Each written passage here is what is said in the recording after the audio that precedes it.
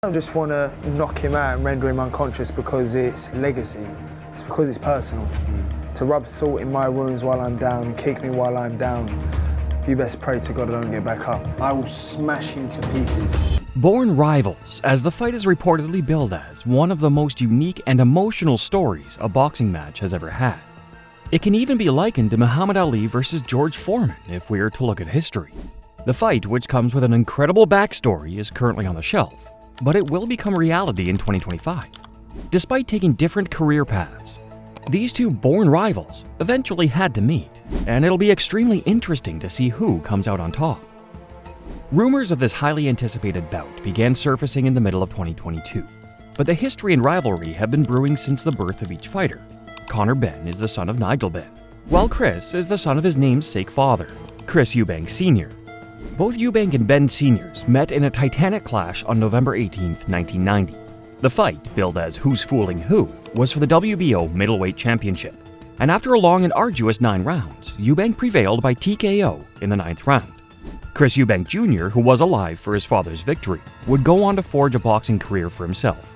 He would climb the ranks, winning the IBO Super Middleweight and WBA Interim Middleweight belts, slowly earning recognition for himself, and currently sits with a record of 32 wins and just 2 defeats. 23 of those victories had come by way of knockout.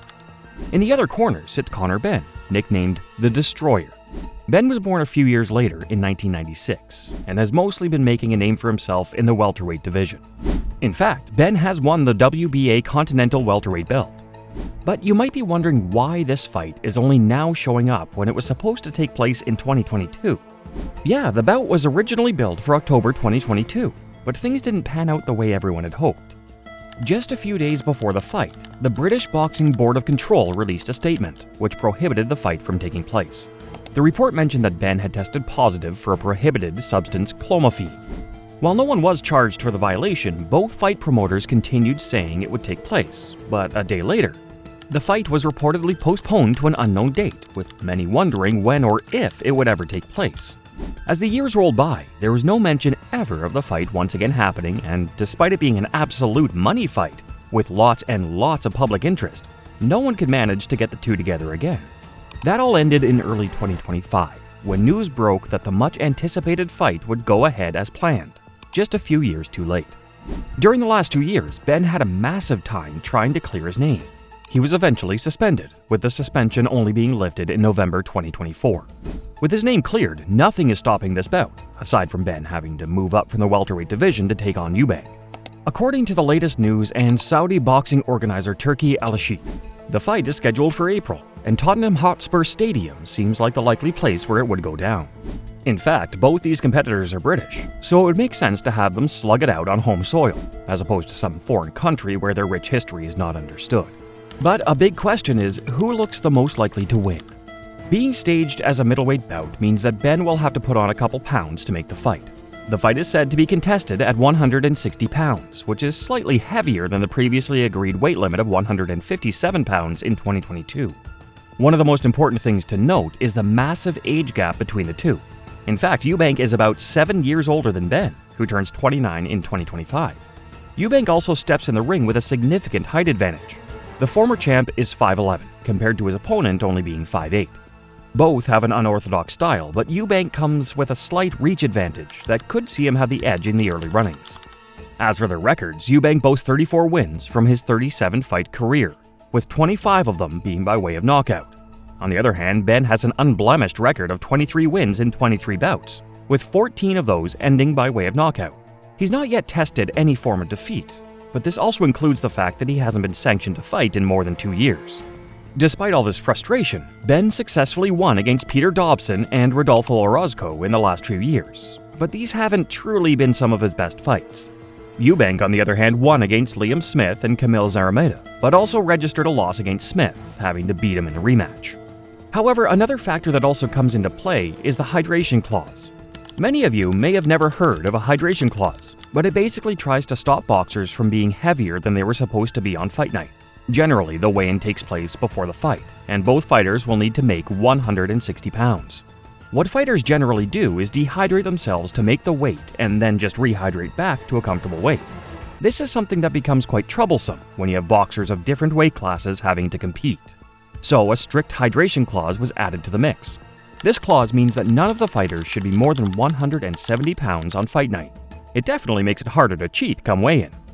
Let's face it, the bout is already highly anticipated, and nothing we say will add more fuel to the fire. The fight, which originates from the two 1990s bouts between Chris Eubank and Nigel Benn, has been anticipated for well over a decade. Even the two fighters themselves want this badly, and it could be a big moneymaker as well. Benn's suspension did throw a wrench in the works and meant that the fight might never happen. But thanks to his dedication to making it back into the sport, it is something that could perhaps blow everyone's mind. The media is doing an incredible job of hyping up the fight, with some agencies calling it a trilogy, finally set to come to a conclusion. Others are calling it a box office classic, and with both these fighters being British boxers, the public is already on board. Initially, Eubank didn't even want the fight, and continuously questioned what he would gain from it, or if he was just being used to elevate Benn. But millions of pounds certainly made the decision that much easier. Surprisingly, the feud between the two has been very cordial and respectful, with the expected jabs being flung around, but nothing being too personal. Perhaps the two have a lot of respect for their fathers, who had done this dance 2 decades earlier.